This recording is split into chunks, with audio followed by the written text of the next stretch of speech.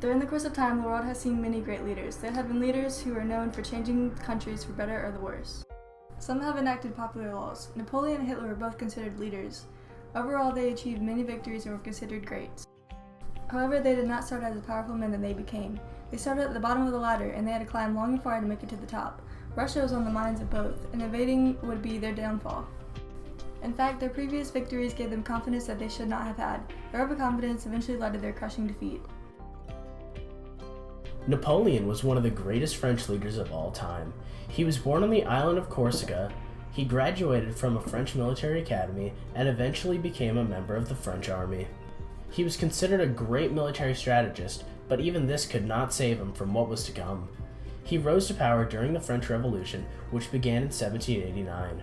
Napoleon quickly climbed the ranks. In fact, he crowned himself emperor in 1804.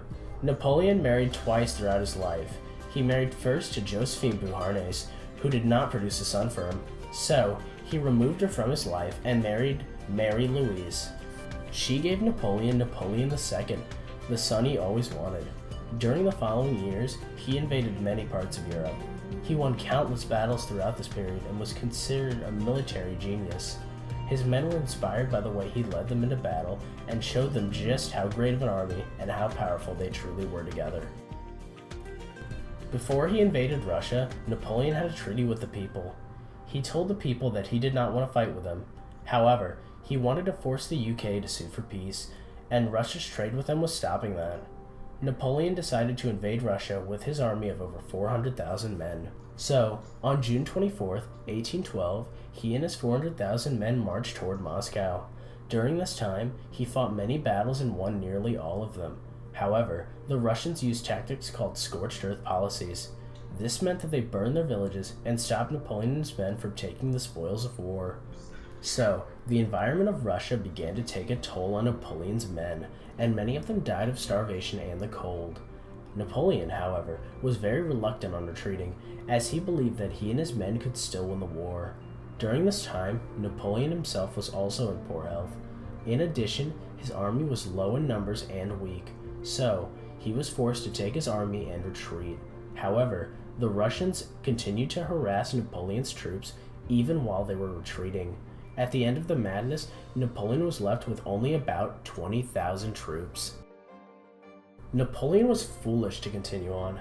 Many of his men were begging to turn around long before they finally decided to retreat. Even though Napoleon was winning battles, he was losing so many men due to how far into Russia he and his men pushed. His foolishness and overconfidence in defeating the Russian army ended up being one of the biggest reasons they fell. Adolf Hitler was born April 20th, 1889 in Austria. He spent most of his childhood in the town of Linz, the capital of northern Austria. He did not finish school. In fact, he quit rather early in life. For a while, he wanted to be an artist. However, he failed to get into the Academy of Fine Arts twice. When screened for the military, he was considered not fit to serve. However, he petitioned King Louis III and requested to serve. He fought during World War I in an infantry unit, but ended up being injured in 1916. In 1919, he started getting involved in politics in Munich. He was responsible for the propaganda of the small German Workers' Party. Later that year, it was renamed the Nazi Party. In 1921, he finally became the leader of this party and started using mass propaganda in the newspaper. The party started to grow rapidly, and he gained many future Nazi leaders.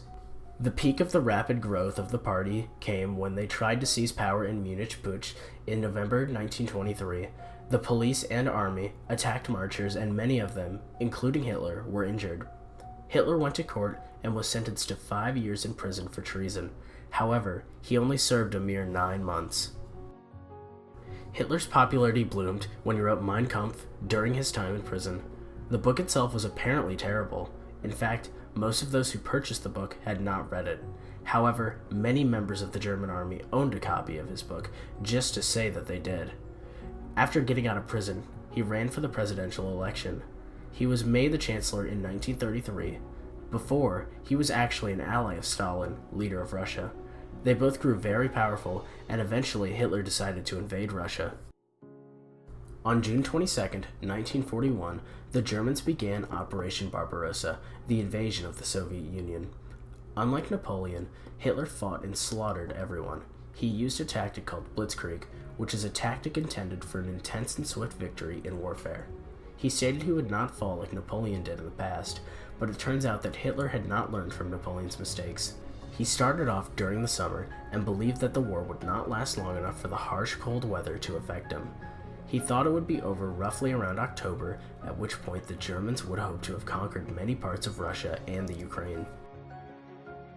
One of Hitler's greatest advantages during the war was the machinery that the Germans had under their grasp. One great war machine they had was the tank. They generally did not travel alone and were known as panzer units. These powerful machines were able to blast away enemies quickly and violently without fail. Also, the Germans had planes in the air. These planes were able to see enemies that were hidden or far away. The planes could do more than scout. They could also do small bombing runs to take out unsuspecting Russians. These were very effective during the time, since the Russians were not prepared with anti-aircraft defenses in their cities. Another advanced weapon was the flamethrower. Unlike the modern flamethrower, these were very heavy. In fact, during combat, it normally took 2 people to operate it just due to the weight and bulkiness of it. However, the range of it was relatively far, and normally could take down enemy Russians quickly and consistently. One other devastating weapon they had was artillery. Since the Russians were normally stationary, artillery was very effective to bomb and take out their safe zones. In addition, the weather was rough at times. Hitler had not planned for the war to take long enough to take a toll on his vehicles. He planned on it ending quickly, but that did not happen. Since the war lasted so long, the Russians began to be affected by the changing climate. Many of the planes and other vehicles could not start since the cold was stopping the engines from starting up. Also, the conditions caused many vehicles to get stuck, and Hitler's men were forced to abandon them often. During this war, the Russians also practiced scorched earth policies to stop Hitler's men from taking resources from their cities. The morale of the men was at an all-time low based on their writing from this time. Also, the army was very disorganized and panicked when they were forced to retreat finally. Hitler's invasion is considered the biggest failure since he failed to learn from Napoleon's mistakes. When he invaded Russia, he went in claiming that he and his army would win quickly. However, the war lasted much longer than he predicted, and many of his men died. He thought his advanced technology would be enough to win, but Stalin held his ground and fought back. Russia burned all their villages, and the cold weather rolled in. With all their technology, they thought they would win the war, but the cold ended up making it useless. This great failure ended up being the downfall of Hitler's army and later led to his death. It is very ironic that he could identify the mistakes Napoleon made and go into Russia and let the cold defeat him too. Some would say that Napoleon's failure was much greater. It is true that he was very stubborn. His men were constantly begging to turn around. They were just getting deeper and deeper into Russia, and they were unprepared for this kind of campaign. However, Napoleon's mind could not be changed, and they chased the Russians further and further until many of his men died. His poor planning for defeating the Russians did not help either. If he planned for a longer conquest and for the devastating weather, maybe he would have not have lost his people. In the end, he was left with a small fraction of the people he started with, and many lost trust in him. Also, his own health was declining. However, even though these were all big mistakes, he was the first to fight Russia, so it is more understandable for him to make mistakes. He did not expect his war to last so long, but Hitler knew better. Hitler learned about Napoleon and his failures. Even though Hitler knew about how Napoleon's invasion went wrong, he continued into Russia and made the same mistakes. This makes his failures even greater than Napoleon's. Overall, both of these men failed greatly. Before these events, they were considered some of the most powerful men in the world. Their leadership was legendary, and many feared their power. If they had planned more carefully and thought about what could go wrong, maybe they would have won. Maybe history would have been different. Maybe Germany and France would have had more land than they do today. However, the past is already said and done. Even though this was not the end of either, these defeats were devastating to both Napoleon and Hitler. Napoleon ended up losing way more men than he should have because he refused to retreat when they were fighting. He will always be known as a foolish leader who led his men to their deaths. However, Hitler refused to learn from past mistakes. This was one of the Nazis' first defeats and one of their greatest. They lost many men, their morals were devastated, and the overall opinion of Hitler as a commander and ruler was reduced considerably.